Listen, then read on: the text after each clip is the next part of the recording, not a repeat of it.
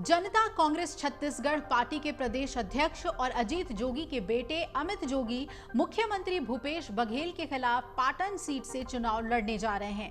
उनके नामांकन दाखिल करते ही ये सीट बेहद दिलचस्प हो गई है।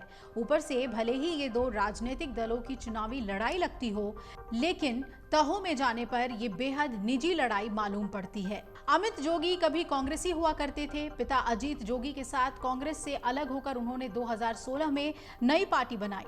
2018 के विधानसभा चुनाव में जनता कांग्रेस छत्तीसगढ़ ने बसपा के साथ अलायंस किया। अजीत जोगी की पार्टी को 5 और बसपा को 2 सीटें मिली। राज्य में भारी बहुमत के साथ कांग्रेस सरकार आ गई और 2020 में अजीत जोगी नहीं रहे।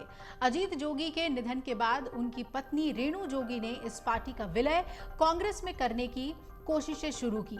ये कोशिश करीब करीब परवान भी चढ़ गई थी, लेकिन एक शर्त की वजह से ये सब कुछ रुक गया। असली रार वहीं से पड़ी।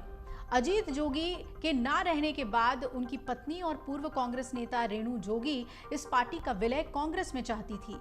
वो लंबे समय से कांग्रेस में विधायक रह चुकी थी। उन्होंने स्टेट लीडरशिप के साथ साथ कांग्रेस हाईकमान से भी बात शुरू की। राजनीतिक जानकार ये बताते हैं कि उनकी सोनिया गांधी से इस विषय पर बातचीत हो रही थी। सोनिया और रेणु की दशकों पुरानी जान पहचान थी। सोनिया इस विलय के खिलाफ नहीं थी, लेकिन उन्होंने अंतिम फैसला लेने के लिए राज्य की इकाई को ही अधिकृत कर दिया था। रेणु के संबंध राज्य की इकाई के नेताओं के साथ बहुत मधुर तो नहीं थे, लेकिन खटासपूर्ण भी नहीं थे।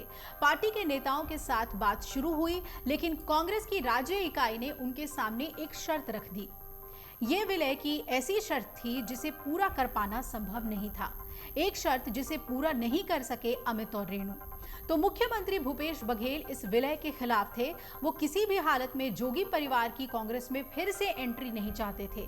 वरिष्ठ पत्रकार बताते हैं कि राज्य का कोई भी नेता इस पार्टी के विलय को लेकर सहज नहीं था और उनकी एकमात्र वजह थे अमित जोगी यानी अजीत जोगी के बेटे।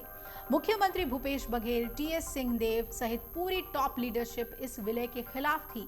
चूंकि सोनिया गांधी इस विलय के खिलाफ नहीं थी, इसलिए पार्टी के नेताओं ने रेणु को 2 टूक तो मना नहीं किया, लेकिन उनके सामने एक शर्त रख दी गई। रेणु जोगी से कहा गया कि कांग्रेस पार्टी जनता कांग्रेस छत्तीसगढ़ के सभी नेताओं को कांग्रेस में ले लेगी, लेकिन वो अमित जोगी को नहीं लेगी। अमित के बिना यदि पार्टी विलय करना चाहती है तो विचार किया जा सकता है।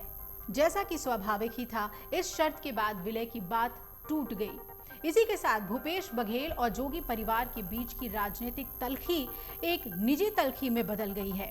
पाटन की सीट से उनका नामांकन दाखिल करना राजनीतिक पंडितों को राजनीति से ज्यादा निजी लग रहा है। अब आपको बताते हैं कि रेणु जोगी शुरुआत से ही नई पार्टी बनाने के खिलाफ थी और राजनीतिक जानकार ये भी बताते हैं कि खुद अजीत जोगी भी नई पार्टी बनाने को लेकर बहुत उत्सुक नहीं थे। कांग्रेस से करीब करीब साइडलाइन कर देने के बाद अमित जोगी की जिद पर ही नई पार्टी बनाई गई। राजनीतिक जानकार वो वाकया भी नहीं भूलते जब पार्टी की स्थापना दिवस पर खुद रेणु जोगी मंच पर सबसे देर से आई और सबसे पहले चली गई। नई पार्टी के गठन के बाद वो कांग्रेस की मेंबर बनी रही, वो पार्टी की मीटिंग अटेंड करती रही। इससे ये एक किस्म की असहजता पार्टी में बनी रही। इस बीच ना तो रेणु जोगी ने पार्टी छोड़ी और ना ही पार्टी ने उन्हें निकाला। अब क्या भूपेश की लड़ाई को कठिन बना देंगे अमित जोगी? अमित जोगी कभी कांग्रेसी हुआ करते थे। पिता अजीत जोगी के साथ कांग्रेस से अलग होकर उन्होंने 2016 में नई पार्टी बनाई। 2018 के विधानसभा चुनाव में जनता कांग्रेस छत्तीसगढ़ ने बसपा के साथ अपना गठबंधन किया और अजीत जोगी की पार्टी को 5 और बसपा को 2 सीटें मिली। राज्य में भारी बहुमत के साथ कांग्रेस सरकार आई। 2020 में अजीत जोगी नहीं रहे और उनके निधन के बाद उनकी पत्नी रेणु जोगी ने कोशिश की कि कांग्रेस के साथ विलय हो जाए। करीब करीब सब कुछ हो चुका था, बात हो गई थी, सोनिया गांधी से उनकी बात हो गई थी, लेकिन सोनिया गांधी ने सब कुछ राज्य इकाई पर छोड़ दिया था और राज्य इकाई ने जो शर्त रखा वो हमने आपको बताया। सवाल है कि क्या भूपेश की राह मुश्किल करेंगे जोगी? तो पाटन की सीट इस लिहाज से दिलचस्प हो गई है। पहले यहां पर भूपेश बघेल और बीजेपी के दुर्ग से सांसद विजय बघेल के बीच सीधी लड़ाई थी। विजय बघेल 2008 के चुनाव में भूपेश को हरा भी चुके हैं। अमित जोगी ने बिल्कुल आखिर में इस लड़ाई में एंट्री मारी है। उनके आने से यहां मुकाबला दिलचस्प हो गया है। कई पत्रकार ये बताते हैं कि सतनामी समाज के वोटर्स की संख्या ठीक ठाक है पाटन सीट पर, और सतनामी समाज के लोग जोगी के पारंपरिक वोटर्स रहे हैं। यदि बड़ी संख्या में वोटर्स अमित जोगी के पक्ष में आते हैं तो निश्चित ही भूपेश के सामने ये चुनौती खड़ी होगी। हालांकि ये भी बताते हैं पत्रकार कि पाटन की सीट पर भूपेश का अच्छा प्रभाव है, उनको यहां जीतने में समस्या नहीं आएगी, लेकिन अमित जोगी इस लड़ाई को कठिन जरूर बनाएंगे। क्या बीजेपी की शह पा रहे हैं जोगी? ये सवाल भी सियासत में उठ रही है। कांग्रेस लगातार ये आरोप लगा रही है कि अमित जोगी बीजेपी के शह पर काम कर रहे हैं। टिकट बंटवारे से लेकर उनके पूरे चुनाव प्रबंधन तक को बीजेपी मैनेज कर रही है।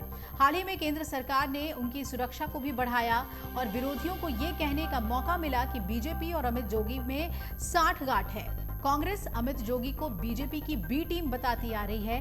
हालांकि जोगी इस आरोप को सिरे से खारिज करते रहे हैं। तो छत्तीसगढ़ में पाटन सीट पर खास तौर पर नजर रहेगी, क्योंकि ये लड़ाई राजनीतिक से ज्यादा निजी नजर आ रही है, और उसकी वजह क्या थी वो हमने आपको इस रिपोर्ट में बताई। अगर आप ये वीडियो YouTube पर देख रहे हैं तो हमारे चैनल को सब्सक्राइब करें और बेल आइकन को दबाना ना भूलें। अगर आप Facebook पर ये वीडियो देख रहे हैं तो हमारे पेज को लाइक करें।